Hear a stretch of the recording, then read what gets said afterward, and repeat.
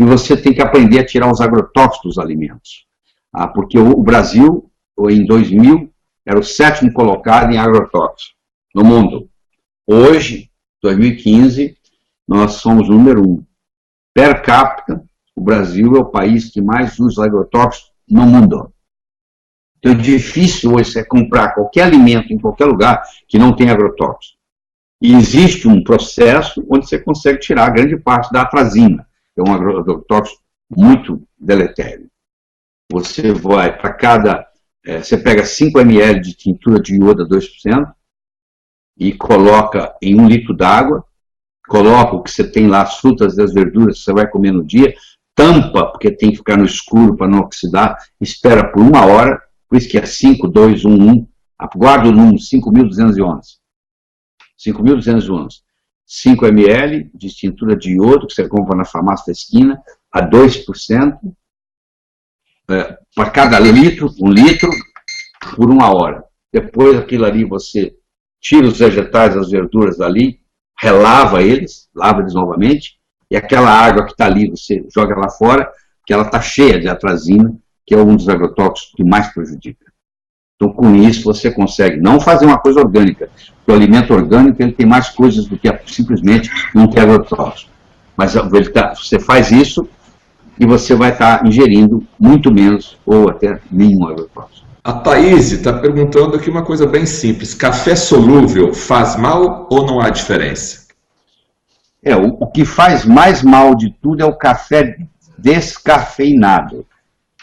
Por quê? Você fala assim, mas tirou a cafeína, por que eu não posso tomar café descafeinado? Porque no processo de gerar o café descafeinado, eles precisam de um solvente. E esse solvente que coloca para fazer o café ficar descafeinado, prejudica muito mais do que a própria cafeína. Então não é solução você tomar café descafeinado. Isso é que eu tenho para te dizer. Aqui tem uma pergunta que temos que ter um pouco mais de atenção. Dani Milani. Boa noite, doutor Lair. Há 9 anos me submeti a uma redução de estômago. Há 1 ano comecei a ter convulsões. Fiz um exame e apareceu um problema no cérebro. Atividade paroxística frontotemporal bilateral. O neuro disse que isso é genético. Não acredito, pois que eu saiba, na minha família não teve ninguém com esse problema. Tenho 32 anos, sempre fui saudável. Isso poderia ser deficiência de magnésio? Tem 1 mês que comecei a fazer suplementação com ele. Obrigado. A Dani, né? Dani Milani. Você submeteu uma cirurgia bariátrica, que é bastante invasiva. Você, para ter saúde da agora para frente, você tem que tomar uma série de cuidados.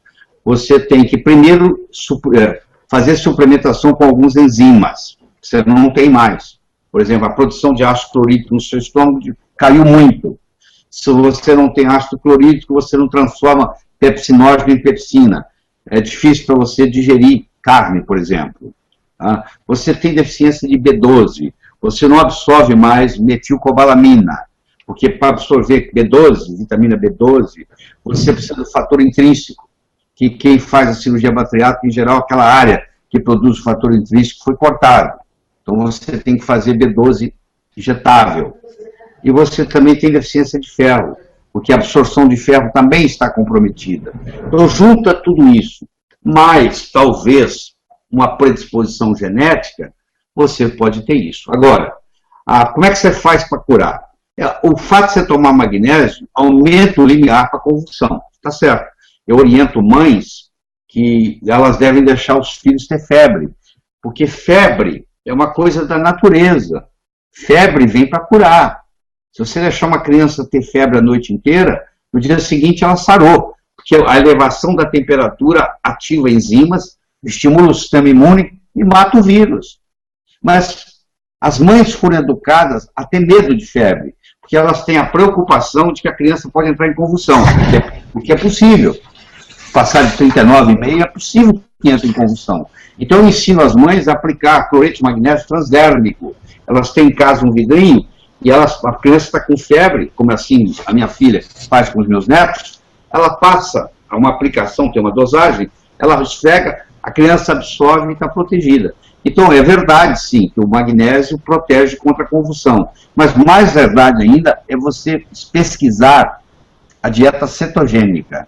O Hospital Johns Hopkins, a dieta cetogênica começou na Mayo Clinic, que esse ano foi considerado o melhor hospital dos Estados Unidos, em 2015. A Mayo Clinic tem mais de 3 mil médicos trabalhando, foi considerado o melhor hospital do mundo, provavelmente. E lá que começou a dieta cetogênica, e ela depois foi para Johns Hopkins, onde está lá há mais de 30 anos. E um produtor de cinema famoso aí, ele tinha um filho chamado Charles, tem ainda, ele está vivo, e ele tinha 30, 40 convulsões por dia. E aí, que ele já não conseguia, os remédios tomando não valia nada, ele chegou ao Johns Hopkins University, ele fica em Baltimore.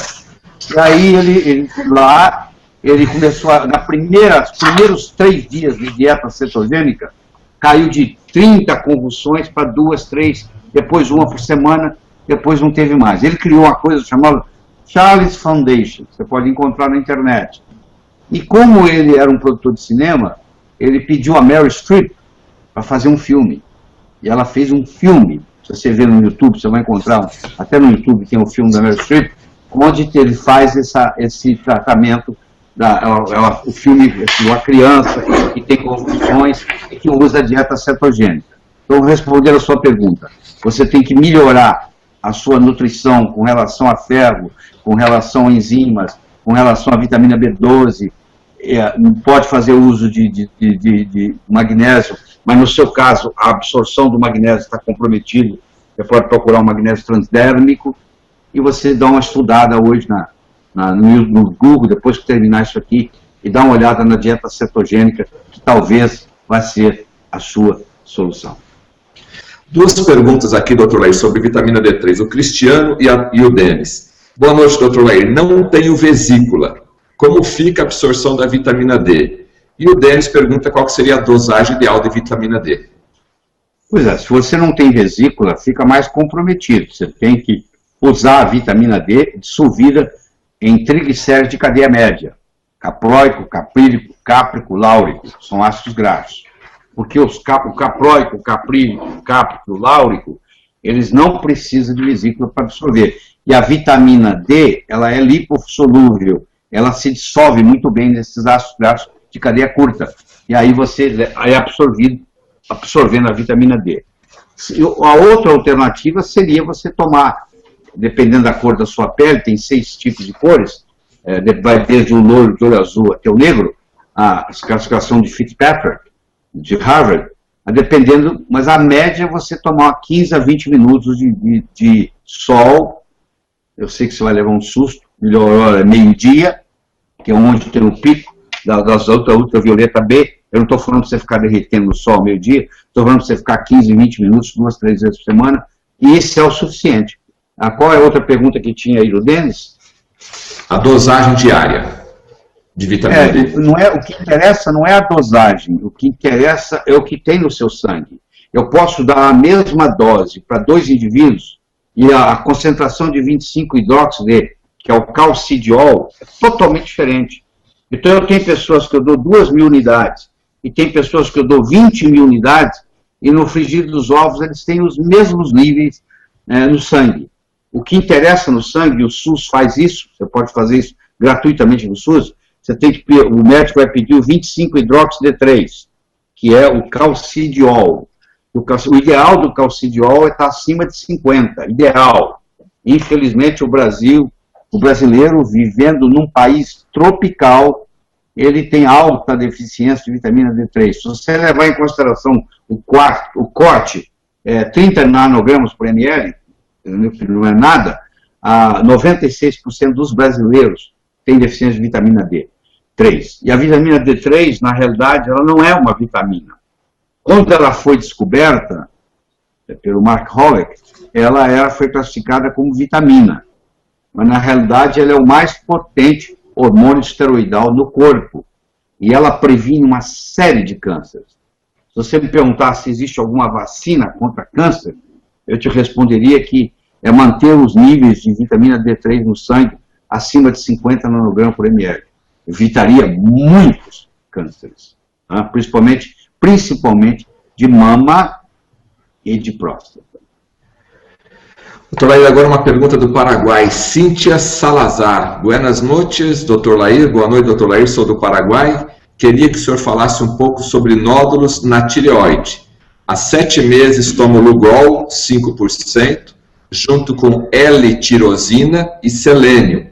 Diminuíram um pouco. Qual poderia ser a razão? E qual a melhor suplementação? Muitas graças. Que bueno, Cíntia. Que bueno, Cíntia. A causa mais importante de nódulos de tireoide, Cíntia, é a deficiência de iodo. Isso é a principal causa. E nós temos deficiência de iodo em Paraguai, em Uruguai, em Brasil. E você tem que fazer, como está sendo, a solução de Lugol, que é uma combinação de iodo com iodeto, porque a tireoide não usa iodo, a tireoide usa iodeto, entende? E muitas vezes leva 6 meses, 1 ano, 2 anos para os nódulos desaparecer. Tem que ter paciência e persistência. Você tem que continuar fazendo. E o que você está tomando está muito bem. Continue assim, ok?